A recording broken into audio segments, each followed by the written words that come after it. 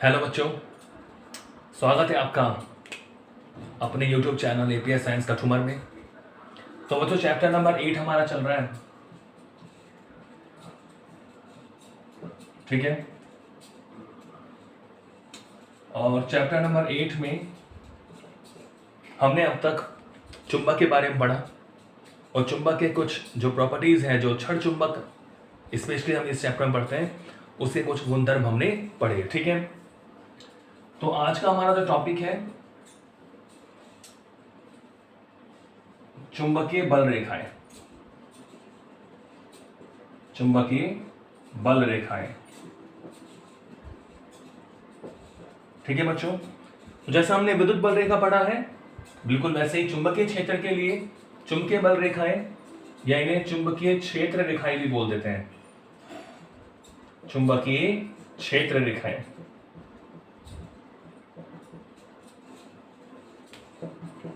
ठीक है। Magnetic field lines, magnetic field lines, ठीक है बच्चों, या मैग्नेटिक लाइंस ऑफ फोर्स।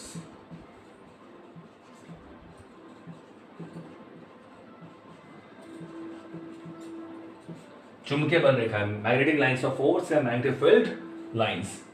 तो बच्चों चुंबकीय बल रेखाओं के बारे में हम बात करें तो उससे पहले मैं आपको थोड़ा सा विद्युत बल रेखाओं का थोड़ा याद करा दूं। हमने थोड़ा पढ़ा है विद्युत बल रेखाओं के बारे में। तो विद्युत बल रेखा हमने पढ़ा है कि जो हमारी विद्युत बल रेखा होती है, देखो इससे थोड़ा कंपैरिजन आपको समझ में आ जाएगा। इसको थोड़ा एक बार हम ध्यान करें कि विद्युत बल रेखाएं क्या होती थी। विद्युत बल रेखाएं, आपको पता था विद्युत बल रेखा क्या होती थी? विद्युत क्षेत्र की दिशा को बताती थी। किसको बताती थी? विद्युत क्षेत्र की दिशा को बताती थी, ठीक है। तो ऐसे ही यहां चुंबकीय बल रेखा किसको बताएगी? चुंबकीय क्षेत्र की दिशा को बताएंगी। क्लियर? कंपैरिजन कर रहे हैं थोड़ा। विद्युत बल रेखाएं किसको शो करती हैं? विद्युत क्षेत्र की दिशा को। ऐसे चुंबकीय बल रेखाएं चुंबकीय क्षेत्र की दिशा को। तो बच्चों वहां क्या होता था कि एकांक धनावेश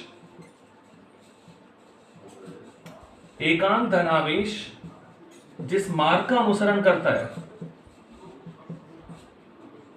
जिस मार्ग का अनुसरण करता है,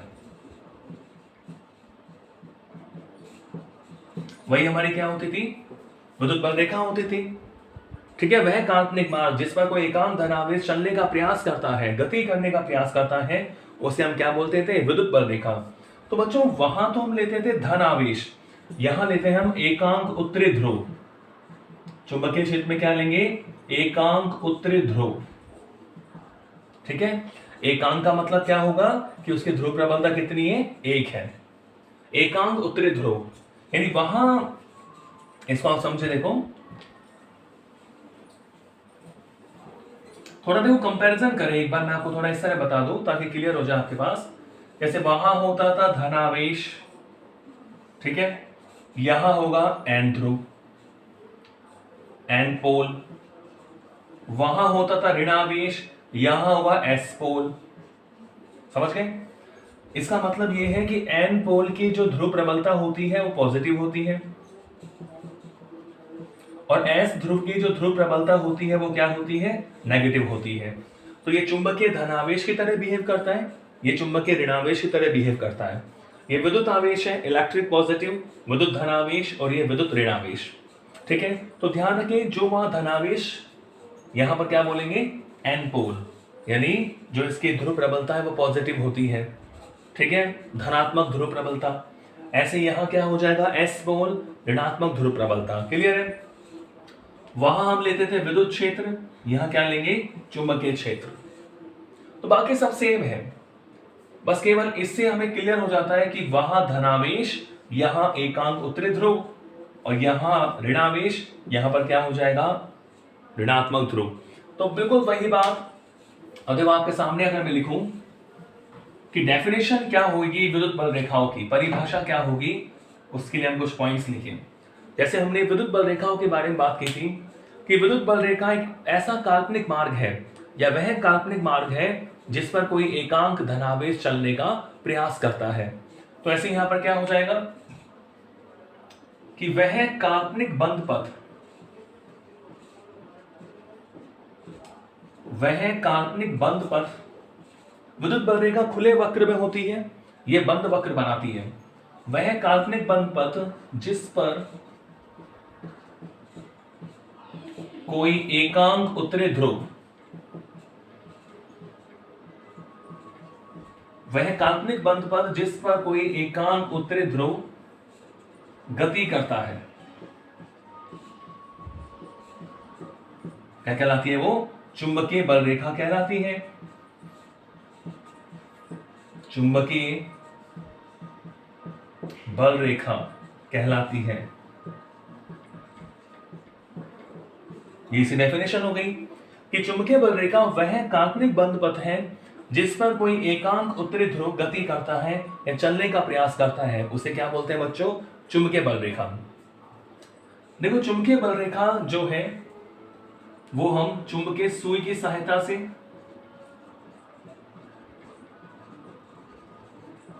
चुंबकीय सुई या लोहे के बुरादे की सहायता से खींच सकते हैं। लोहे के बुरादे से खींची जा सकती है।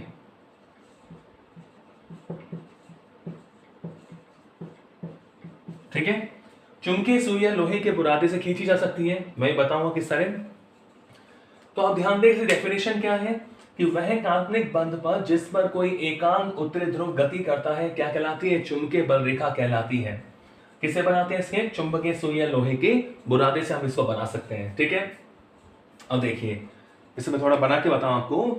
इसे मान लो हमारे पास ये चुंबकीय, ये कोई चुंबक है, छड़ चुंबक ले लिया हमने, ये हो गया इसका एन सिरा, ये क्या हो गया बच्चों? इसका एस सिरा। ठीक है, तो अब इसके पास हम कंपास को लेके आते हैं, चुंबकीय सुई को लेके आते हैं, तो जहां जहां विक्षेप आता है वो हमें बल रेखा मिलती है।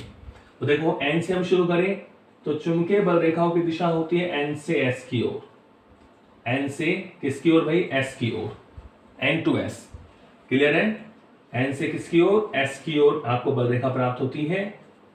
तो चुंबकीय बल रेखाओं की जो दिशा होती है वो कहां होती है? एन से एस की ओर, एन टू एस।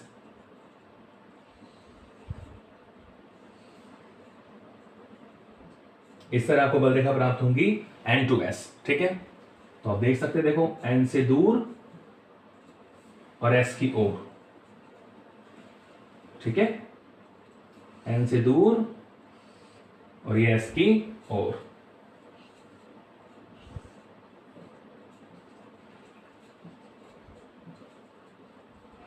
तो कितने भी आप बल रेखा किसी भी कोण पर खींच सकते हैं।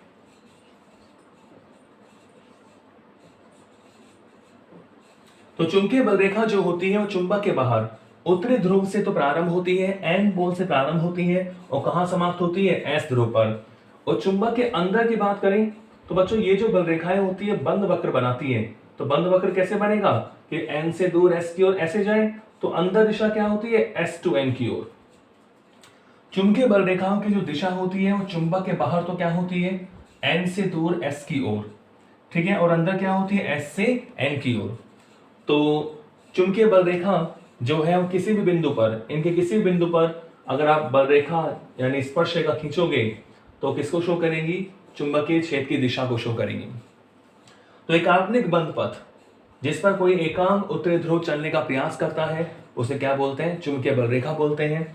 अगर आप लोहे का बुरादा इस पर आप स्प्रे करोगे तो इस तरह आपके पास व्यवस्थित हो जाता है। ठीक है, या आप कंपास की सहायता से भी इन तरह बल रेखाओं को बना सकते हो।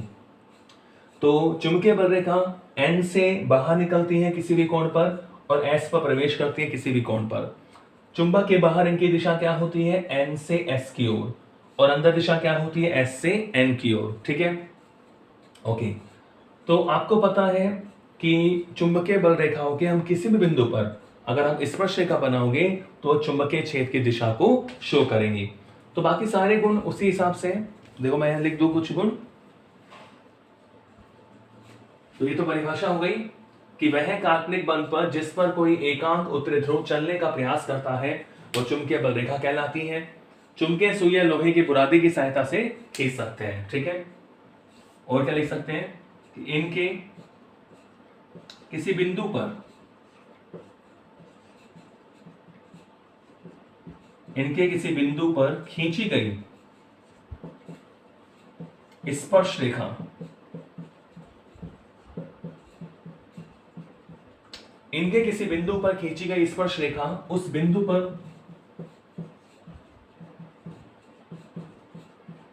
बिंदु पर चुंबकीय क्षेत्र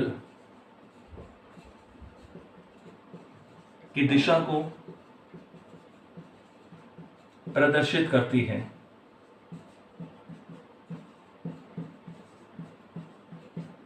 ठीक है, किसी भी बिंदु पर आप स्पर्श रेखा बनाओगे तो क्या शो करेंगी? चुंबकीय क्षेत्र की दिशा को शो करेंगी। और देखें, देखो चुंबक के बाहर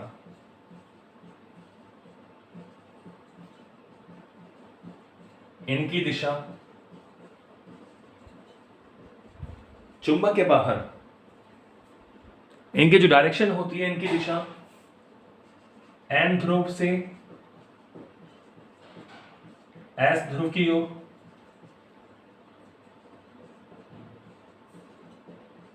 तथा अंदर एस से एन की ओर होती है।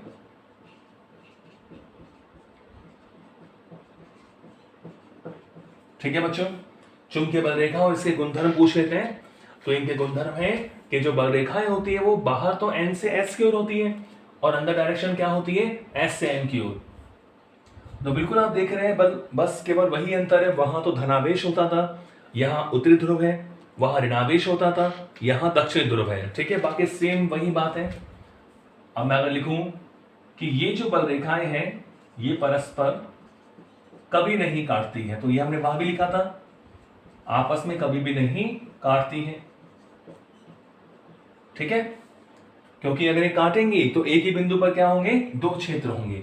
ये परस्पर कभी नहीं काटती है क्योंकि क्या रीजन हुआ इसका? क्योंकि यदि ये परस्पर काटेंगे, एक दूसरे को काटेंगी,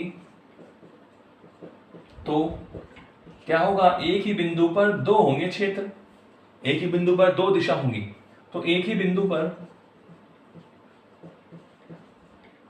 चुंबकीय क्षेत्र की दो दिशाएं होंगी, विच इज नॉट पॉसिबल। एक ही बिंदु पर चुंबकीय क्षेत्र की दो दिशाएं होंगी जो कि असंभव है।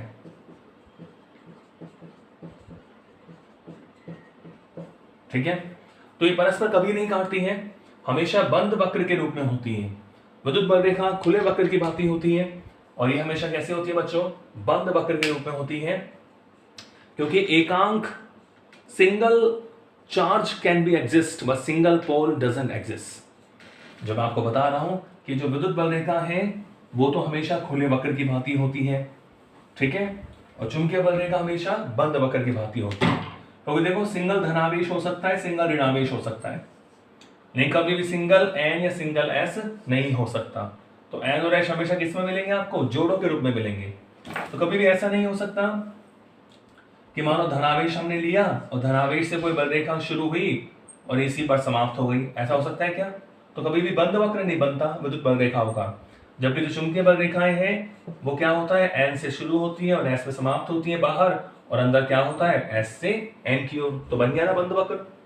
तो विद्युत बल रेखा खुले वक्रों की भांति होती है, जबकि चुंबकीय बल रेखा बंद वक्र की भांति होती है। ठीक है, अब मान लो मैं आपसे कहूं यदि किसी स्थान पर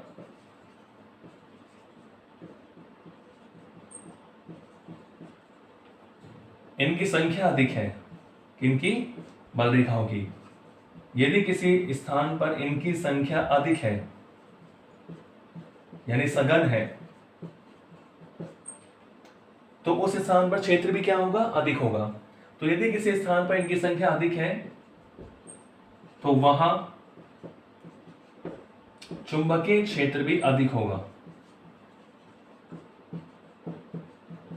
ठीक है, और यदि मान लो संख्या कम है तो चुंबकीय क्षेत्र भी क्या होगा बच्चों?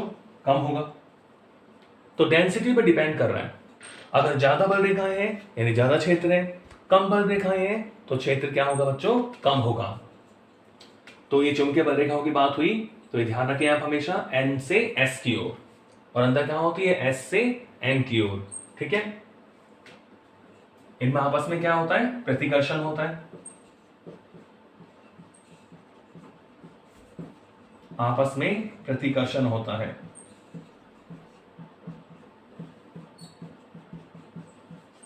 ठीक है, आपस में क्या होगा, प्रतिकर्षण।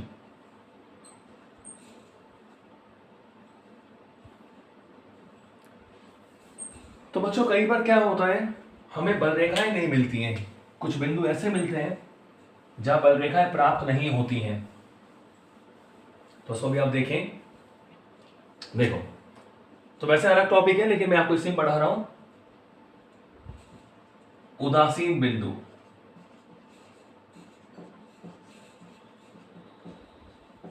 ठीक है, चुंबकीय बल रेखाओं में ही पढ़ते हैं इसको, न्यूट्रल पॉइंट, न्यूट्रल पॉइंट। इसे मान लो मैंने एन ध्रुव लिया, ठीक है, और दूसरा एन ध्रुव लिया। अब ये एन अलग नहीं है, यहां इसका कोई एस भी होगा, यहां इसका कोई एस होगा। तो मानो हमें पता है कि भाई बल रेखा बना है, तो एन से दूर क्या बनेंगे, एन से दूर। तो इस तरह हमने बल रेखा बनाई, एन से दूर, एन से दूर। ठीक है, देखो डायरेक्शन थोड़ा सही रखना आप इसमें। सिंगल ध्रुव नहीं है ये, एन है तो कहीं एस भी होगा। तो मैंने जिस आपको बताया ये एन और एन की मैं बना रहा हूं, तो क्या होगा, एन से दूर, क्योंकि एस पे नहीं आएगा तो ऐसे बनाएंगे, तो देखो इस तरह एन से दूर, इस तरह। ठीक है, इधर नहीं जाएगा, इस तरह बनाएगा, दूर जा रहा है। ठीक है, कितनी भी आप बल रेखा बना सकते हो, ऐसे भी एन से दूर, तो ऐसे ना जाके ये दूर जाएगा।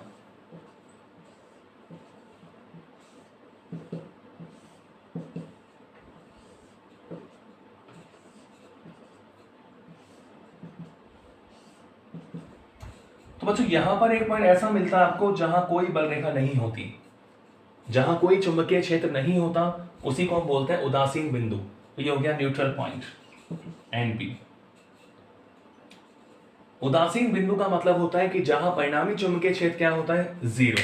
ठीक है, देखो इसको देख सकते हैं, उदासीन बिंदु क्या होता है, तो वास्तव में जो चुंबकीय बल रेखाएं होती हैं, यहां ध्यान दें आप, जो चुंबकीय बल रेखाएं होती हैं, देखो चुंबकीय बल रेखाएं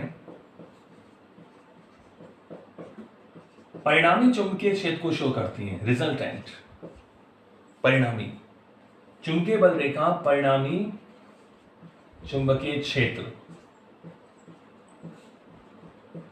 को दर्शाती हैं।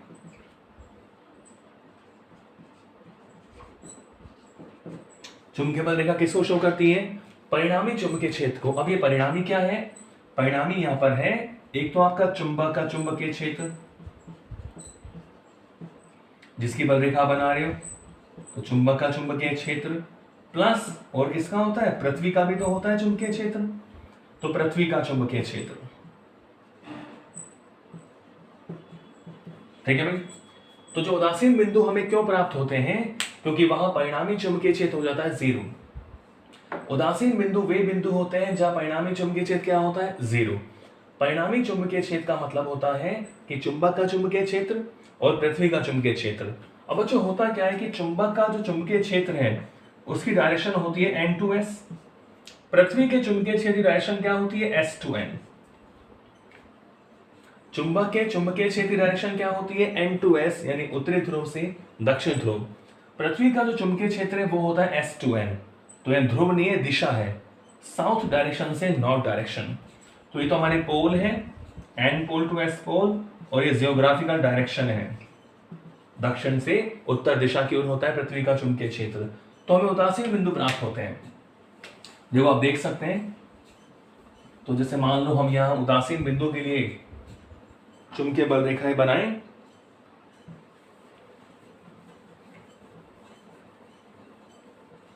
तो देखो, तो उदासीन बिंदु के लिए मैं पहले केस ले रहा हूं, कि जब चुंबक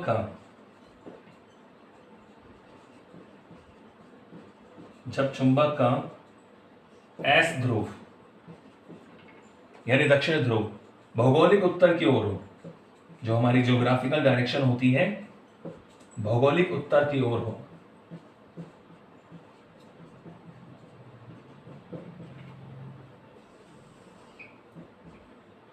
जब चुंबक का जो एस ध्रुव है भौगोलिक उत्तर की ओर हो, तो हमें कहां उदासीन बिंदु प्राप्त होते हैं। भौगोलिक उत्तर का मतलब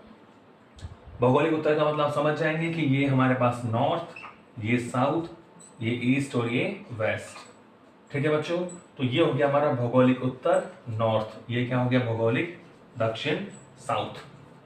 तो कह रहे हैं जब चुंबक का एस ध्रुव भौगोलिक उत्तर की ओर है, तो अगर मान लो हमने अपने चुंबक को ऐसे रखा, सपोज करो हमने अपने चुंबक ऐसे रख लिया, ठीक है, तो चुंबक का एस ध्रुव, ये एस हो गया, ये क्या हो गया एन ध्रुव। ठीक है बच्चों, एस ध्रुव और एन ध्रुव।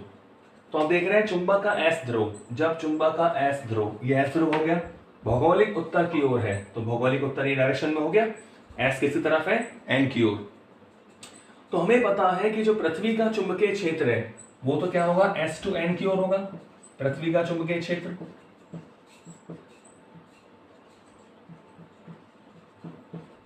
पृथ्वी का चुंबकीय क्षेत्र, और आप देखेंगे यहां पर देखो ये होती है चुंबक की अक्ष, ये क्या होती है चुंबक की अक्ष। चुंबक का चुंबकीय क्षेत्र अक्ष के अनुदिश से बात करोगे तो एस टू एन की ओर होगा।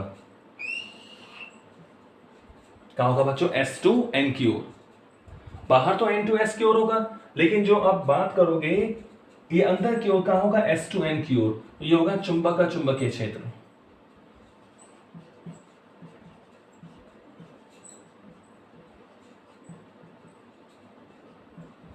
चुंबक का चुंबकीय क्षेत्र, तो यानी उदासीन बिंदु हमें अक्ष पर ही मिलेंगे।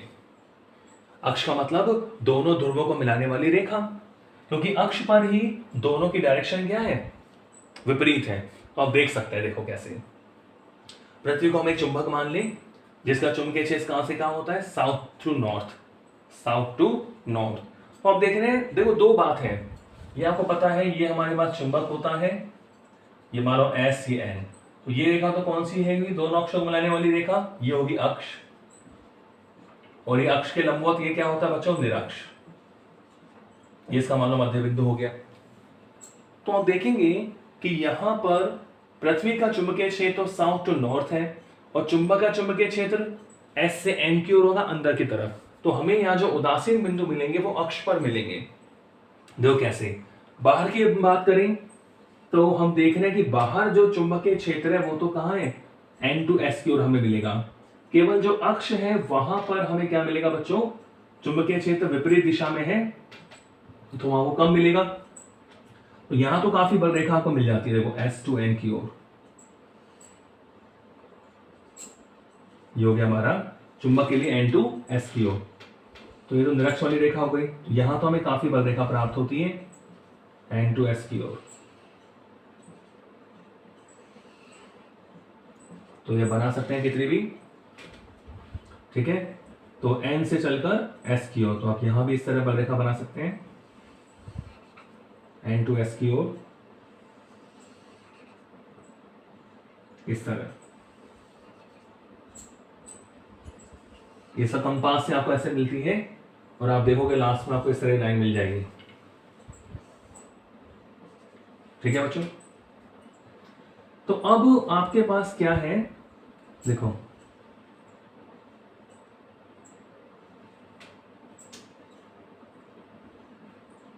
तो ये वाला जो अक्ष है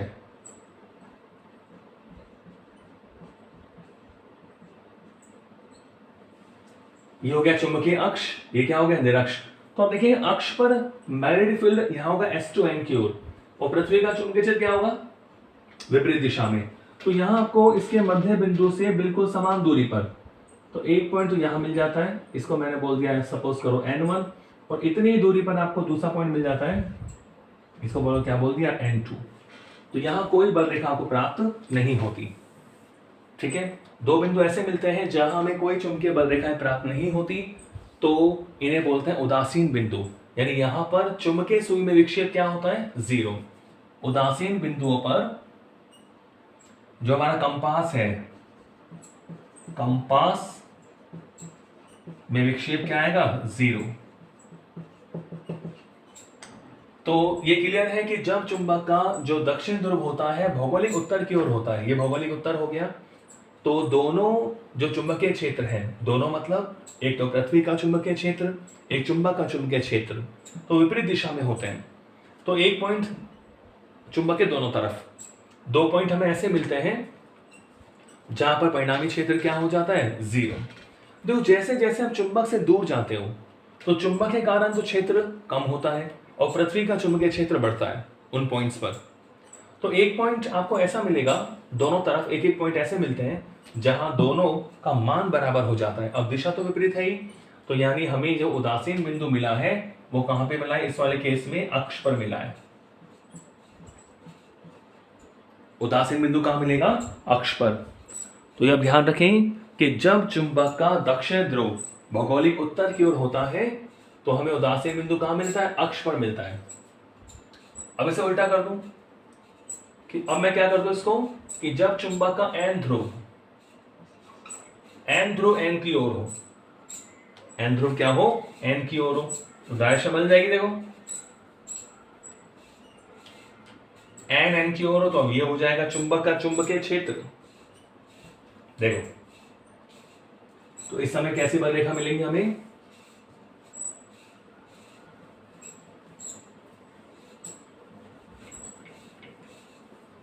तो समझिए इसको। देखो जब चुंबक का n ध्रुव भौगोलिक उत्तर की ओर है तो ये हमारा मान लो चुंबक हो गया छोटा सा, तो n की ओर है। n क्या है बच्चों? n की ओर, ये इसका मध्य बिंदु है। n क्या हो गया? n की ओर। अब देखो अक्ष पर S2n होगा, तो चुंबक का चुंबकीय क्षेत्र,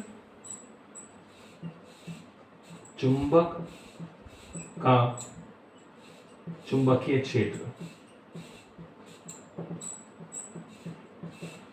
तो अक्ष पर तो दोनों सेम डायरेक्शन में हो गए। अक्ष पे कैसे हो गए? दोनों सेम डायरेक्शन में।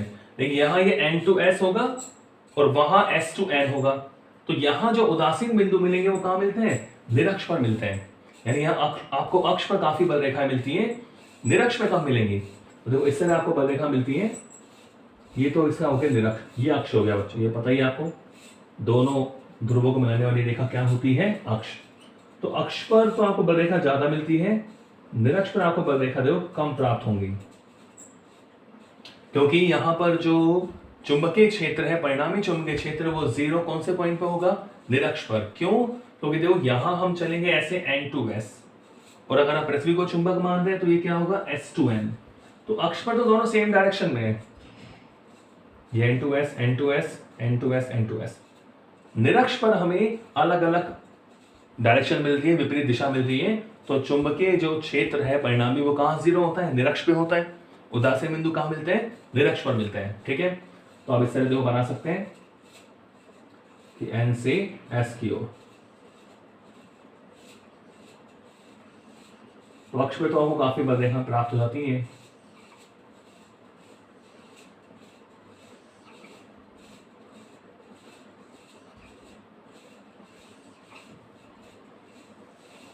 ठीक है, तो कितने आप बना सकते हैं? N2S की ओर।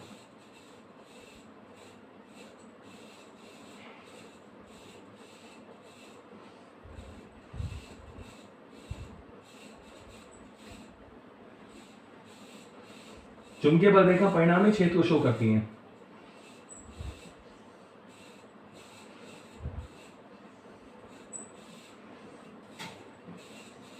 हरिवसन में तो यहां तो हमको काफी बलरेखाएं मिलती हैं।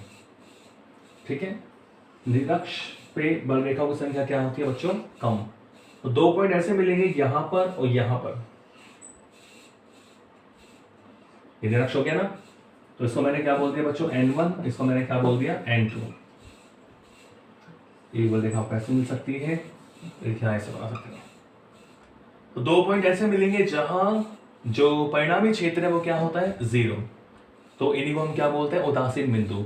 तो एक बात और ध्यान दें, ये जो 2 उदासीन बिंदु आपको मिले हैं, इनकी चुंबक का जो मध्य बिंदु है अक्ष का जो मध्य बिंदु है O, उनसे डिस्टेंस सेम रहती है, यानी ON1 बराबर क्या होता है ON2। ON1 बराबर क्या मिलेगा ON2। तो क्लियर है कि जब चुंबक का N ध्रुव भौगोलिक उत्तर की ओर होता है उस समय हमें जो उदासीन बिंदु प्राप्त होता है वो प्राप्त होता है निरक्ष पर। कहां प्राप्त होता है भाई? निरक्ष पर प्राप्त होता है। ठीक है, तो क्लियर सी बात है कि जब S N की ओर होता है तो अक्ष पर मिलता है, और जब N N की ओर होता है तो कहां मिलता है? निरक्ष पर मिलता है। क्या? उदासीन बिंदु। तो उदासीन बिंदु का मतलब है कि जहां परिणामी क्षेत्र 0 होता है। तो आपने सीख लिया है कि जो हम चुंबकीय बल रेखा बनाते हैं वास्तव में वो जो बल रेखाएं हैं जो हम कंपास या लोहे के बुरादे की सहायता से बनाते हैं वो परिणामी चुंबकीय क्षेत्र को शो करती हैं। अब परिणामी चुंबकीय क्षेत्र किसका? एक तो चुंबक का चुंबकीय क्षेत्र और एक पृथ्वी का चुंबकीय क्षेत्र। इन दोनों के परिणामी व्यवहार को चुंबकीय बल रेखाएं शो करती हैं। चुंबक का जो चुंबकीय क्षेत्र होता है वो N से S की ओर होता है, जबकि पृथ्वी का जो चुंबकीय क्षेत्र है वो S से N की ओर होता है। तो चुंबक वाले केस में तो ध्रुव होते हैं, पोल होते हैं N ध्रुव से S ध्रुव की ओर, और जब बात हम पृथ्वी की करते हैं तो वो होता है दक्षिण दिशा से उत्तर दिशा की ओर। तो जैसे जैसे हम चुंबक से दूर जाते हो तो चुंबक के कारण क्षेत्र कम होता है, और जबकि पृथ्वी के कारण क्षेत्र क्या होता है? बढ़ता है। तो कुछ पॉइंट आपको ऐसे भी मिलते हैं जहां परिणामी क्षेत्र क्या हो जाता है? 0। तो जब चुंबक का S ध्रुव N की ओर होता है तो उस समय अक्ष पर विपरीत स्थिति होती है, तो अक्ष पर मिलता है, और जब N की ओर होता है तो कहां मिलता है? निरक्ष में मिलता है। ठीक है, एक सिंगल ध्रुव की अगर बात करें आप तो उसके कारण भी हम निकाल सकते हैं। एकल ध्रुव के कारण, जैसे मान लो हम केवल एक ही ध्रुव के लिए बल रेखा बनाएं। देखो तीसरा केस लेंगे इसमें अपन,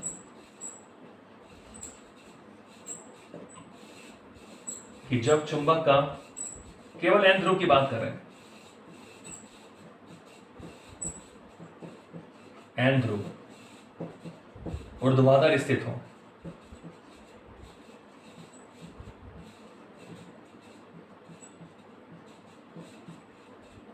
जब चुंबक का N ध्रुव ऊर्ध्वाधर स्थित हो।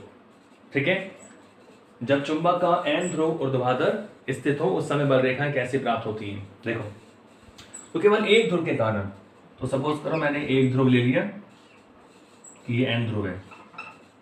ठीक है, केवल अपन एक ध्रुव की बात कर रहे हैं, तो ये मान लो मेरे पास N ध्रुव है, तो बल रेखा कहां से कहां बनेगी? N से S की ओर, तो N से दूर जाएंगी। ये डायरेक्शन है हमारे पास नॉर्थ, साउथ, ईस्ट और वेस्ट। तो देखो N से दूर, यहां तो बल रेखा आपको काफी मिलती है N से दूर,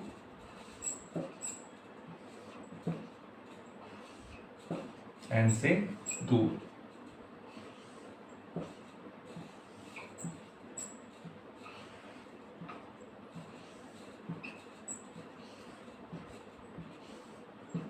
तो बच्चों यहाँ जो उदासीन बिंदु मिलता है, एक ही उदासीन बिंदु मिलेगा आपको N1, तो ये दक्षिण की ओर मिलता है। जब आप N ध्रुव को लेके चल रहे हो, ठीक है, मानो N ध्रुव आपने लटकाया हुआ है और आप चुंबकीय बल रेखा बना रहे हो, तो यहाँ उदासीन बिंदु कहाँ मिलता है? दक्षिण की ओर मिलता है।